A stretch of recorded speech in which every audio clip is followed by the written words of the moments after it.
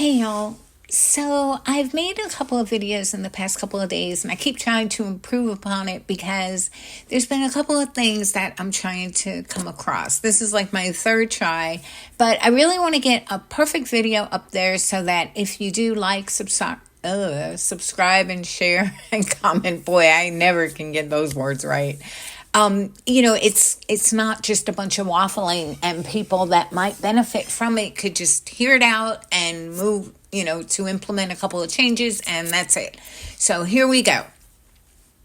Now, the reason that I'm making this video is because I see so many vids out there that are instructing people on how to monetize and grow your channel, but I don't see any videos on the hazards of overdoing it. So here I am, the viewer, ready to share some of the hazards. And the first one is, even though I'm not an expert, I view these channels and I've noticed lately it's becoming so in your face with the request for cash. And it's almost as if you're sitting there and the people seem to be getting more concerned with your contribution than the content that they're actually putting out. And it's almost like, I hate to say this because I'm not there at the end of each stream, but it's like I could see the content creator, the very first thing they do when they hit that end button is go up to their revenue and see how much that podcast earned them. Almost like rubbing their hands together and saying, how much did we make? Which I'm not criticizing that because, first of all, I think it's important. That's really the whole reason, right? But there are other reasons. And I think that the other reasons might be taking a back seat to the most important reason, I would think. Well, the cash is the most important reason. However, if it's your only concern, I think that might be the beginning of a problem. And I know that y'all want to experience longevity. And so I think there's a way that you could create the same kind of effect and maybe even more, but don't quote me on that because I have no idea about it. But I do know that I'm going to make a couple of suggestions, and I really think that while I might not have the solution, I definitely think I'm onto something. Because of the suggestions, I think they could be improved upon by y'all, but also because I think it is an issue that nobody's really paying attention to. And I had written a post where I had said, oh my goodness, I can't remember. I said something like, Google is the devil, and you shouldn't let your affiliation with him turn you into the devil as well. You should partake in the warmth of the devil by staying just far enough away, but to not go fully into hell like maybe Alex Jones did. So here are some of my suggestions. Let me start right there. For the people that don't like listening to me waffle, I can get right to the point. Well, maybe I can't, but I'll try. Okay, so the first thing I'm thinking that would be really good is, instead of it just being you reaching all these subscribers and growing your channel, I thought you could do it in such a way where when you're asking for support from your subscribers, trying to get to those goals that you're setting for yourself, that it should be a community thing. So you don't only benefit, but so does the subscriber. And the way that we could benefit is, if you were to have, like, your merch store is just so overpriced. All of them. I've never seen such expensive price. Well, I have Apple, but I just think that if you were, let's say you always regularly are selling a coffee mug at $25, or one of those sweatshirts, pullovers for like $125. I know the markup has got to be at least, 75%. I was in the printing business and I know. And so if you were to let your subscribers know in advance, hey, we're trying to get to 200,000 subscribers, and when we do, we're going to discount everything on our merch store substantially. And I'm talking a lot, like let's say that $25 mug, sell it for $5.99 or something. Now, I know at first you're like, oh my God, that's crazy. I won't make anything. But you still will probably make a profit. Maybe it's 10% or 15%. And so if you times that by 50 or 100 orders or whatever the flash sale would garner, you would make the money instead of the merch just sitting there at full price. And you can make it be a flash sale where you just take down the discount pricing after 24 hours or 12 hours, however flash sales work. And I think that would really benefit your all's merchandise and get it out there. And then you could do the same thing with paid memberships. Like right now you have 3 tiers, which certain tiers unlock certain perks, which I think is kind of because, as I mentioned in one of the other videos, if you're going to go up to $9.99 for a channel subscription, where when you are subscribing to premium channels like Showtime and Cinemax, etc., and they're having specials all the time, like $2.99 for 3 months or Hulu or whatever, and you're comparing your pricing to their pricing, I don't think people are realizing that they're paying way too much for YouTube channels. No offense. But still, if you were to do flash sales, like let's say you unlocked all the perks for the bottom tier membership during a flash sale that you had because you reached your next tier goal, I think everybody benefits because, well, you know why. Okay, so I think that would be really good. And then the most important thing that I wish y'all would do is something about those super stickers, because right now it's great that people are that generous, which always blows my mind because I'm like, don't these people have families to feed? How the heck are they throwing every day these huge amounts at these channels? I just don't get it. But they are, so that's fine. But couldn't you have it done in such a way that it wasn't so disruptive of your speaking? I mean, sometimes I'll watch it and it's just pop, pop, pop, pop, pop. And I'm like, I know you're seeing dollar signs, but you have to look at the other side of it too, I think. So maybe if you structured your super stickers in a way that you would flash the contributor across the bottom like you do, or up in the right-hand corner, or however, that it wasn't so in your face. But your mods, or you would have just a designated mod that would read the thank yous for the contribution and, acknowledge it. I think it would be better because you're posting the sticker, but you're not stopping talking about what you're talking about to thank people all the time. I mean, it's just getting worse and worse and worse and worse. So that's my thought on that.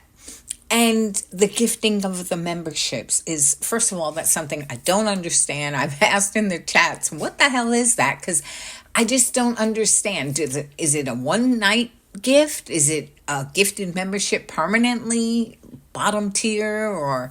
And some of these people, and the way that people can get them, it's like so much of the chats are just taken up with so much about money that, yes, of course, I'm starting to not go into the live streams. That's always an option, right? Just sit there and watch the content. But it still is affected by all the money grab. And I just think that if y'all as content creators took some time to just devote some thought to how you want your channel perceived. And also, I think that if you do it now, before it becomes an issue where everybody is just turned away from YouTube and then they're on to the next new thing that isn't too expensive. Like back in the day when I got YouTube Premium for $9.99, I was like so ahead of the curve because I don't know anybody that had YouTube Premium back in the day. And when I would tell them how I don't have ads and I can listen to it with my phone off and things like that, I would turn people onto it. But it was such a bargain. And now it's not, because first of all, a lot of videos, they have started to incorporate sponsors into their video, which really takes away from it. The spots are way too long, and it's usually hawking a product that I could care less about, unless you're Anna Elise from 10 to Live, because she just has a knack for doing her live spots and she keeps them short. And after she's done, you're like, I bet she really uses that product. Very convincing. And I think she's really selective on what sponsor she'll choose. But anyway, so I'm trying to get all this advice in, and I hope that it's helpful. But at the end of the day, of course, the the revenue is probably the most important thing. But it would be so great if y'all could figure out a way. I mean, y'all are content creators after all. So if y'all could figure out a way to make it seem less like it's all about the Benjamins and more about the content, I know I, for one, and I'm sure there are going to be, if there aren't right now, many more people out there that will make your channel that are doing these things stand out from the channels that don't. And not only that, not only that, but the one thing that I worry about, because I don't understand how people can put so much effort into, but this is a total side point, but I don't understand how channels can put so much effort into growing their channel and borrowing content from all these different entities. And I don't understand how any of that works and how they avoid copyright strikes and things like that. But, if it were me, the whole reason that I never wanted to grow my channel, and this is, if you're tuning in for tips on content, on over monetization, you could tune out now, because this is just a rant about something else. But I couldn't believe back in the day, Google had come out with a new Nexus, which I don't even know if you'll know what Nexuses are but it was the Google phone before the Pixel. And people that they had these YouTube channels or whatever, they had Google accounts, and one person had gotten a couple of Google phones and he had went to resell them, not realizing that was against Google's terms of service, and his account got shut down so unexpectedly, and he wasn't even able to get it back up, and eventually he did. But what he went through, and I don't understand how people can put so much effort into something that if they just make one false move, and okay, it's 3 false moves, right? 3 strikes, but you're gone. Your channel could just be in oblivion. And I would never ever embark on an agreement with a company that could just do that. But I guess people do it because the money is there. If they're willing to take that chance and to try to stay within the guidelines, I guess it could be very lucrative. But for my dime, I would never. I don't even like having a Google account. And I even made a post. I was thinking about it earlier today. It is called, it was called Google Should Call Themselves Giggle, because they're having the last laugh. And this was back when I just was so annoyed at how Google was slowly getting their hands into everything. And when they took over YouTube, I was like, oh my God, no, this can't be happening. But it was, and it did.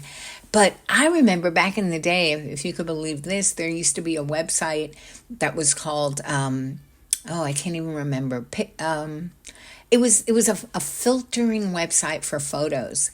And it was so great, and it was free to use. And one day I went to use it, and it said that, it was bought out by Google, and that they weren't going to even continue it. So it was not only sucked up by Google, but they killed it so that they could promote their own photos, Google Photos, or whatever they call their stupid. Oh, I hate Google. I don't hate many things. I don't even like to use the word hate. But when it comes to Google and Apple and Amazon, I like Amazon. I still like them. I still think they are such an added value to a life. But Google, not so much. But anyway, so it just blows my mind that, I think of it often. Like, if Google were to shut me down, what the hell? How would I even exist? All my banks and everything that authenticate through email. It is such a concern of mine, and I don't want to make everybody, run for their tinfoil hats, but it's a scary prospect, and it just amazes me that so many YouTubers have all their livelihood tied up or maybe they're beginning to realize it too, because I'm hearing people going into kick, and I don't know. I guess it's just the deal with the devil that they just accept. But man, it's scary, scary, scary. But anyway, that's all I have to say. I hope that this video was better than the others, because I waffled a lot in that one, and this one I tried to save my waffling till the end. So let me know if you enjoyed it by liking, subscribing, sharing, and commenting, because I love to read the comments, and you can tell that because y'all write me one sentence and I write back a book. So thanks, y'all. Okay, bye now.